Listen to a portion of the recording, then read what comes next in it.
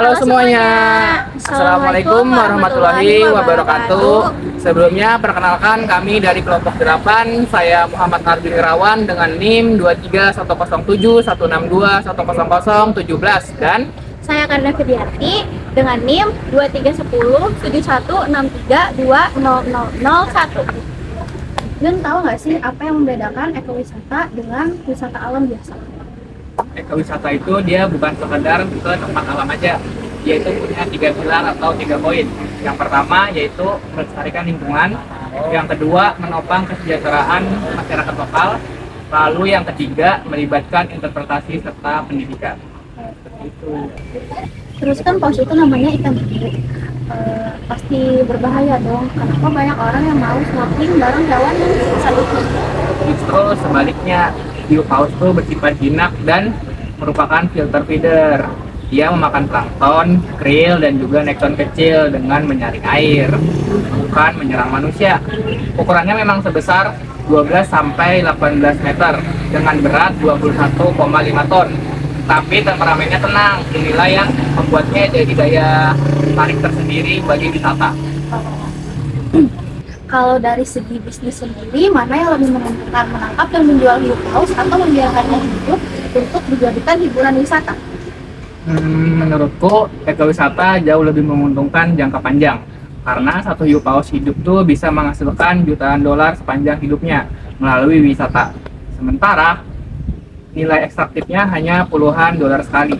Di desa Labuan Jambu, Sumbawa, masyarakat lokal kini menjadi pemandu wisata, penyedia akomodasi dan pengumpulan data. Dari insentif ekonomi yang ada, mereka langsung terhubung ke kelestarian populasi hiu paus tersebut. Jadi saling berketerkaitan. Seperti itu.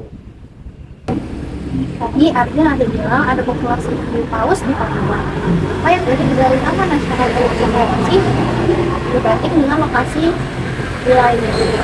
Dari TNBT sendiri ini atau Taman Nasional Teluk Cendrawasih ini memiliki dia populasi yang tetap dan juga yang bukan musiman. Baru sering juga berinteraksi secara unik dengan nelayan bagan.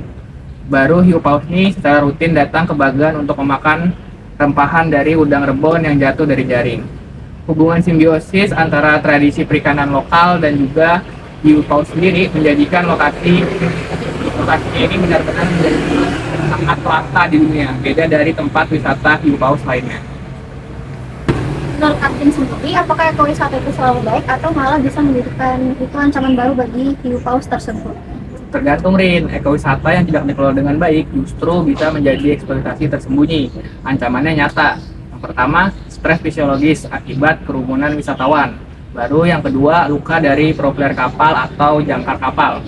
Perubahan pola makan serta migrasi yang ada. Baru ketergantungan pada pakan buatan manusia.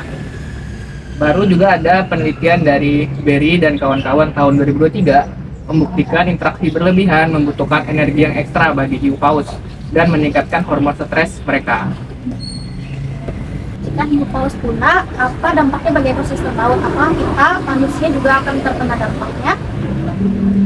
Hilangnya hiu paus itu memicu efek domino, ledakan populasi plankton yang tidak terkendali, baru gangguan rantai makanan dan penurunan produktivitas dari perikanan itu sendiri. Kotoran hiu paus yang kaya nitrogen juga berkontribusi pada siklus nutrien laut.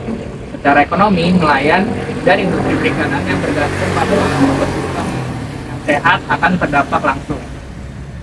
Nah, dari sekian lokasi hiu paus yang ada di Indonesia, Teluk Sanglai Sumbawa disebut juga sebagai habitat kritis. Apa maksudnya dan apa itu begitu penting? Jadi, Rin, Teluk Sanglai itu memiliki 110 individu hiu paus dan berfungsi sebagai habitat untuk 3 aktivitas vital. Yang pertama, mencari makan. Yang kedua, pengasuhan juvenil atau ikan hiu paus muda dan juga sebagai jalur migrasi.